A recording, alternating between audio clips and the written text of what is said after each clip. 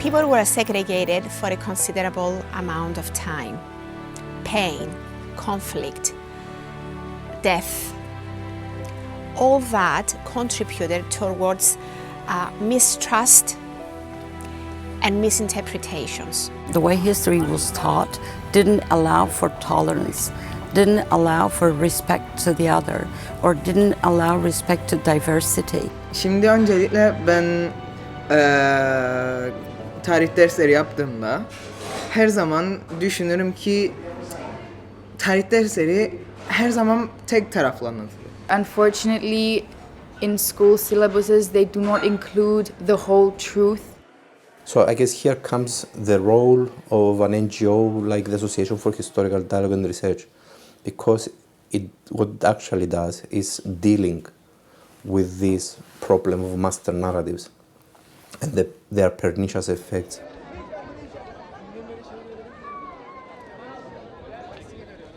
Back in 2003, a group of educators, we decided to establish the Association for Historical Dialogue and Research. We wanted to introduce in Cyprus modern approaches to history teaching and modern pedagogies that will enable children and students to develop historical understanding and critical thinking.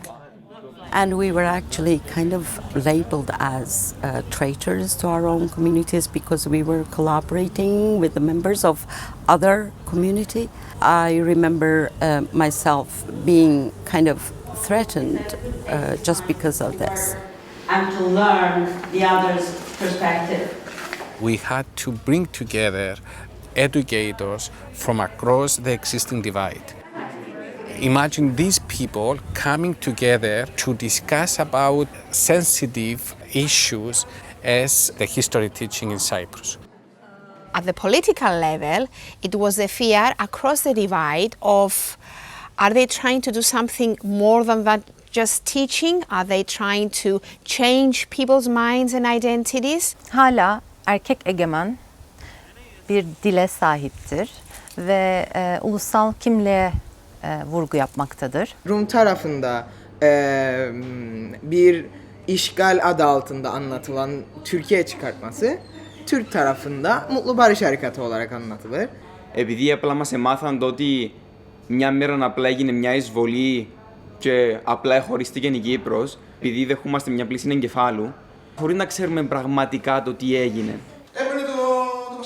We as teachers and teacher trainers needed material that would help us tackle all these issues.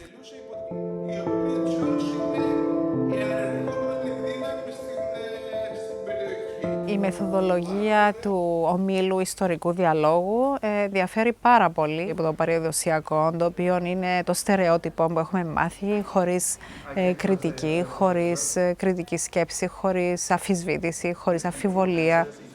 Tarihsel Diyalog ve Araştırma Merkezi, Araştırma Derneği'nin bizlere sunduğu seminer, çalıştay veya konferanslar sayesinde farklı açılardan konulara bakmayı öğrendik. The first is introduction.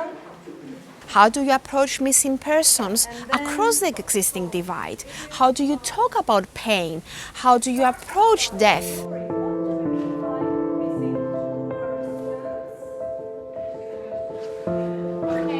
So you're in your classroom and you show them this photograph and you ask them, who are these people? What are they going to say? I would say that for quite a while the two sides were almost unaware that there were missing persons in the other side. The issue on missing persons has been a quite sour issue for both sides in a sense, and it was hijacked for a while by politicians. We thought that bringing the two stories together could be a very interesting topic for people in both communities, and that would make people understand that thinking historically about missing persons is not about Greek Cypriots or Turkish Cypriots. So you can see different elements of multi-perspectivity, historical thinking, and what in social psychology discussed in the context of intergroup relations and reconciliation being combined in a single approach. That I would call it the transformative approach. It's about all Cypriots, it's about, in the end of the day, it's about every human being. Halkın Sesi gazetesine göre olay 26 Mayıs 1956'da oldu. Το πιο κάτω γεγονός, όπως καταχωρείται για να παραμείνει στην ιστορία, συνέβη στις 26 του Μάη 1956. Τούρκοι ένοπλοι πυροβόλησαν εναντίον ανύποπτων θαμώνων ελληνικού καφενείου στο γειτονικό με την Άσσα μεικτό χωριό Αφάνια. Bu akşam Afanya'da vuku bulan hadiseler arasında bir Kıbrıslı Türk ölmüş, bir ev ve bir motosiklet yanmıştı.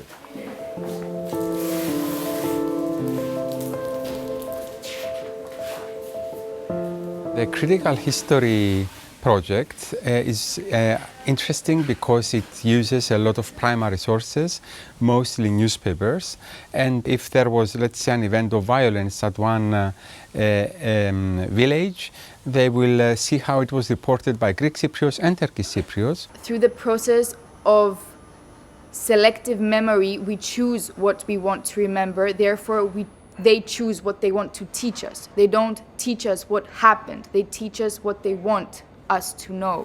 By exposing that construction, we could also show the multi-perspectivity of the situation. For example, you have a perpetrator who was a victim on other event, or perpetrator becoming a victim on other events. So you could create the patterns and see all these socio-political backgrounds of situations. So it wasn't just one day people just took the guns and started shooting at each other. So that helps to understand the other side's worries, but also politics in that sense, in order to analyze the situation. Όταν σμίξουν αυτές τις ιστορίες, τότε μπορείς να είσαι πιο ρεαλιστής, να είσαι πιο κοντά στην πραγματικότητα του πώς νιώθει ο άνθρωπος και πώς συνέβηκαν κάποια θέματα.